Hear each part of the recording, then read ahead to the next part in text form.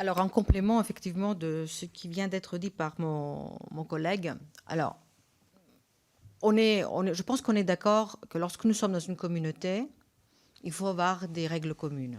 Donc, ça concerne finalement l'Union européenne, ça concerne les règles budgétaires. Dans la proposition que je fais, justement, sur la question des investissements verts, c'est parce que si un certain nombre de pays aussi, d'une part, ont exprimé la volonté d'investir dans certains domaines parce qu'ils sont impactés plus que d'autres. Je prends la question de la défense. Je prends la question des investissements verts, qui est une volonté aussi de l'Union européenne d'orienter les financements vers la transition écologique. Donc, à partir du moment où aussi l'Europe souhaite orienter, pourquoi ne pas donc finalement traiter différemment, de manière différenciée, cette question-là? C'était la proposition qui a été faite. Sur ces règles budgétaires, il était essentiel aussi de prendre en considération le niveau des États. La Grèce a connu une crise sans précédent et on voit les traces encore aujourd'hui au niveau du pays, hein, malgré les efforts des gouvernants. Il y a quand même une vraie crise économique qui existe toujours. Et donc, finalement, ces règles budgétaires doivent prendre en considération aussi ces situations-là au sein de l'Union européenne pour ne pas aggraver et ne pas se retrouver avec une nouvelle crise qui peut toucher encore plus ces pays-là. Donc, jouer la solidarité au sein des budgets, au sein de l'Union européenne. Et enfin, il y a aussi, je dirais, un autre élément.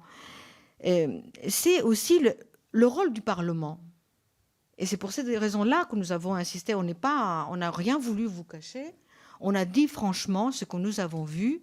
On a posé toutes les questions et on a voulu vraiment faire œuvre pédagogique, à la fois pour saisir et comprendre un sujet très complexe, mais en même temps faire avancer un petit peu des propositions qui, dans une solidarité européenne, on peut finalement garder un équilibre dans les règles budgétaires qui sont nécessaires.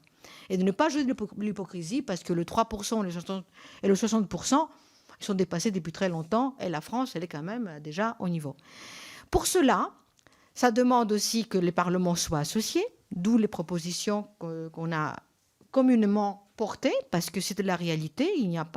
C'est pas une question de couleur politique, c'est une question tout simplement d'être parlementaire et de faire notre boulot. Voilà, premier élément. Et deuxième élément, je dirais, au-delà de cette question parlementaire, c'est de chercher aussi des ressources. Et au-delà donc des questions de ressources qui peuvent être trouvées au niveau européen, il y a des propositions qui sont sur table d'un certain nombre de groupes politiques, effectivement, pour trouver de nouvelles recettes. Moi, je pourrais à la limite même porter une proposition de loi que j'ai déposée à l'Assemblée nationale qui consiste finalement à travailler sur une nouvelle ressource pour l'État, pour mener ces politiques publiques également, comme on dit, de l'école, de la santé, et on sait comment on en parle toutes les semaines aux questions d'actualité. Nous sommes tous concernés, tous d'accord. Mais par exemple, une autre proposition, c'est travailler sur l'impôt sur la fortune modernisé. Et vous avez, c'est une proposition que j'ai faite avec Gabriel Zucman, qui est aujourd'hui reconnu mondialement comme finalement l'économiste où tout le monde s'arrache pour qu'il vienne. Mais c'est avec lui que j'ai rédigé cette proposition-là.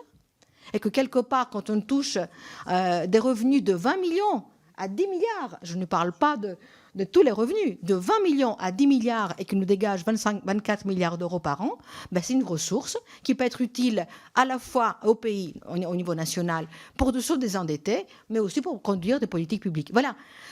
On a, je crois qu'en toute honnêteté intellectuelle et politique, nous avons mené ces travaux et nous souhaitons finalement envoyer ce message à la Commission pour qu'ils puissent aussi travailler. Et n'oublions pas que quand il y a la Commission, mais quand il y a le Conseil de l'Europe, c'est effectivement l'ensemble des États qui discutent. Et nous, ne sommes pas présents. Donc c'est à nous aussi de leur dire ce que nous souhaitons voir dans nos propres parlements. Je fais un vœu, mais un vœu réaliste, après tout, qui ne demande rien, donc nous le demandons. C'était ça le sens de notre travail que nous avons réalisé avec Alexandre, sans aucun compromis ni compromission.